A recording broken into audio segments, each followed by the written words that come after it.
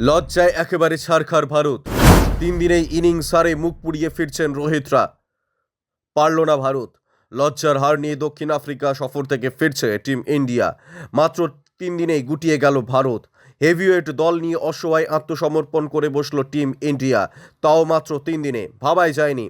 টুর্নামেন্টে ফেভারিট হিসেবে খেলতে নেমেছিল ভারত, আর সেঞ্চুরিয়ানি প্রথম টেস্ট হেরেই ভারতের সিরিজ জয়ের স্বপ্ন ধ্বংস হয়ে গেল দক্ষিণ আফ্রিকায়। সীমিত ওভারে সিরিজে সাফল্য পেলেও টেস্টে খালি হাতেই ফিরতে হচ্ছে ভারতকে। প্রথম ইনিংসে 163 রানে পিছিয়ে থেকে ব্যাট করতে নেমে রোহিতরা গুড়িয়ে গেলেন মাত্র 131 রানে। ভারত সেঞ্চুরিয়ান টেস্ট হারল এবং 32 রানে। অবসরের সিরিজে ডিন এলগার 150 করে এবং মার্কো জনসন 70 করে দক্ষিণ আফ্রিকার প্রথম ইনিংসের স্কোর 408 পর্যন্ত টেনে দিয়েছিল। জবাবে ব্যাট করতে নেমে ভারত টি ব্রেকেই 62তে 3 উইকেট হয়ে গিয়েছিল। রোহিত শর্মা ওয়ার্ল্ড টেস্ট চ্যাম্পিয়নশিপের ইতিহাস ডার্ক করলেন। যশস্বী জয়সওয়াল 5-এর বেশি করতে পারেনি। শুভমান গিল ভালো শুরু করলেও বড় ইনিংস টানতে পারেনি। 37 বলে 26 করে ফিরতে হয় গিলকে।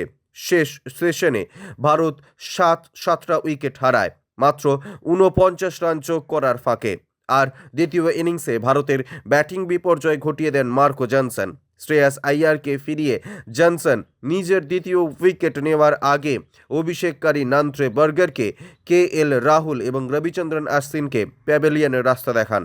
বিরাট কোহলি একা কুম্ভ হয়ে খেলছিলেন, হাফ সেঞ্চুরি করলেন, তবে দিনের শেষে সেটা ভারতের সান্ত্বনা পুরস্কার হিসেবেই রয়ে গেল।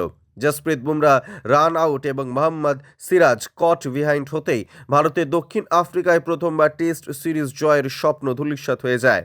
আর দক্ষিণ আফ্রিকা বড় রানের লিড নিয়েছিল মার্ক জনসন এবং ডিন এলগারের ব্যাটে ভর করে।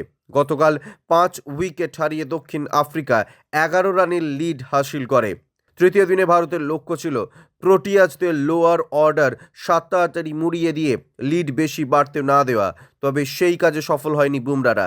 ডিন এলগার 150+ রান করেন, যোগ্য সহায়তা করেন মার্কো জনসন। দুজনে তৃতীয় দিনে 100 রানের পার্টনারশিপ গড়ে যান। ব্যুরো রিপোর্ট, ইউজে নিউজ।